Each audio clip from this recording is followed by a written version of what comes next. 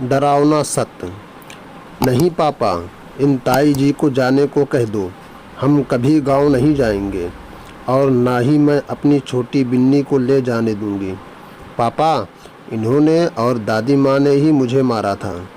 ऐसा बोलकर प्यार करती हुई रजनी ताई को गुड्डी ने दूर झटक दिया। 4 वर्ष की नन्ही गुड्डी के मुंह से ऐसा सुनकर सब हैरान हो गए।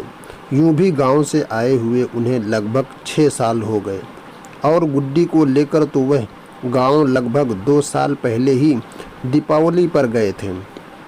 फिर गुड्डी को किसने कब मारा, ये सब देखकर छोटी बहू प्रिया बेहद घबरा गई और किसी तरह से अपने पति राजेश्वर चौधरी यानी कि गुड्डी के पिता को लेकर शहर में आ गई। शहर में प्रिया की बहन और उनके पति रहते थे। उन्हीं की कोशिशों से राजेश्वर को शहर में नौकरी मिल गई थी। राजेश्वर चौधरी ने भी जब शहर में ही नौकरी ज्वाइन कर ली थी। यही शहर में ही उनके घर में गुड्डी का जन्म हुआ। लड़की होने की खबर सुनकर ना तो रजत चौधरी ने उन्हें गांव में बुलाया और ना ही उनसे मिलने के लिए आए थे। लगभग 2 साल पहले ही जब गुड्डी बहुत छोटी थी तब दिनेश्वर चौधरी के पुत्र के जन्मदिन पर मंदिर में जगरात रखा गया था और इसी उपलक्ष्य में चौधरी परिवार ने मंदिर में ही एक मूर्ति की स्थापना की थी। इसलिए राजेश्वर चौधरी को भी परिवार सहित गांव जाना पड़ा। गुड्डी तो तब भी वह वहां पर अपनी दादी और ताई जी के किसी के भी पास में नहीं जा रही थी। वह तो वहां पर सिर्फ रो रो कर बीमार ही हो रही थी। इसी कारण वह लोग गांव में सिर्फ 1 सप्ताह भी नहीं रुक सके थे। गांव में उद्दंडता की सारी सीमाओं को पार करते हुए दिनेश्वर जी के दोनों किशोर पुत्र गांव में बाइक लेकर करतब दिखाते यूं ही घूमते रहते थे।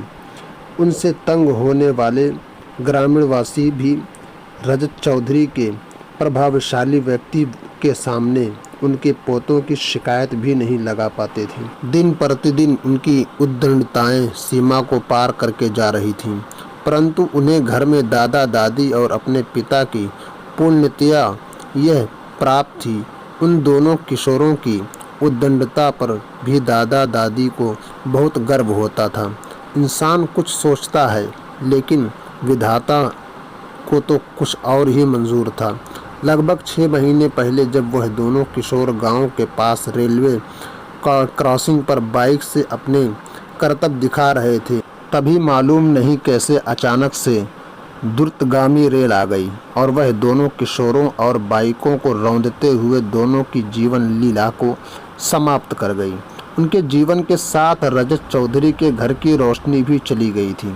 जंगल की आग को जैसे तैसे जब यह खबर पूरे गांव में पहुंची, जिस किसी ने भी यह खबर सुनी वह बेहद दुखी हुआ। प्रिया और राजेश्वर भी यह खबर सुनकर गुड्डी को शहर में ही रहने की वाली अपनी मौसी के पास यानी प्रिया की बहन के पास छोड़कर गांव आ गई थी। पूरे गांव में मातम पसरा हुआ था। अब लगभग 3 महीने पहले ही प्रिया ने दूसरी पुत्री को जन्म दिया था।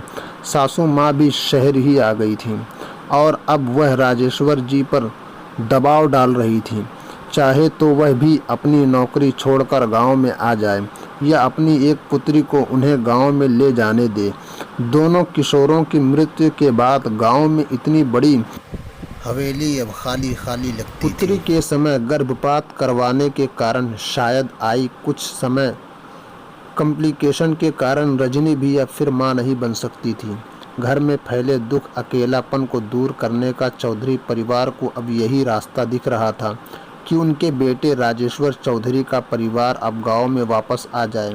वे अब किसी भी सूरत में उनको या उनकी एक बेटी को गांव में अपने साथ लिए बिना नहीं जाना चाहते थे। राजेश्वर चौधरी गुड्डी को उनके साथ भेजने की सोचते इससे पहले ही गुड्डी गुस्से में भरी चिल्लाती हुई आई और बोली, पापा, इन लोगों को यहाँ से जाने को कह दो। इन लोगों ने ही मुझे मारा था। ये लड़कियों को मार देते हैं। मैं अपनी छोटी बिन्नी को भी नहीं ले जाने दूंगी। यह दोनों इसे भी मार देंगी। रोती रोती गुड्डी रजनी ताई और सासू माँ को धकियाती जा रही थी। प्रिया ने किसी तरह से गुड्डी को संभाला और बिन्नी के पास अपने कमरे में ले आई। अब सब चुप थे। रजनी और सासू माँ को याद आ रहा था कि वह समय जब लिंग जांच करवाने के पश्चात उन्होंने डॉक्टर के मना करने के बावजूद भी कि अब काफ़ी समय हो चुका है, गर्भ में बच्चा अब काफ़ी बड़ा हो चुका है, अब गर्भपात करवाना खतरे में खाली नहीं होगा, यह सुनकर भी किसी की ना सुनते हुए उन्होंने गर्भपात करवा ही दिया कर दम लिया। उस समय की आई हुई किसी कॉम्प्लिकेशन के कारण ही रजनी भाभी मां ना बन सकी। तो क्या गुड्डी वही बेटी है? ऐसा भी तो हो सकता है कि जब गुड्डी उनके साथ गांव गई थी तब उन लोगों के व्यवहार में गुड्डी को कुछ लगा हो जो वह भूल नहीं पा। पर पाठकगण, यह किस्सा सोचने में डरावना तो ज़रूर है, लेकिन यह भी नितांत सच है कि कुछ भी बुरा करो तो यह मानना ही पड़ेगा कि वह सब परमात्मा की नज़र से नहीं छिप सकता और फल हमेशा मिलता ही है। दोस्तों, वीडियो को लाइक करें, शेयर करें और अगर आप चैनल पर पहली बार हैं तो चैनल को सब्सक्राइब करें। शुक्रिया।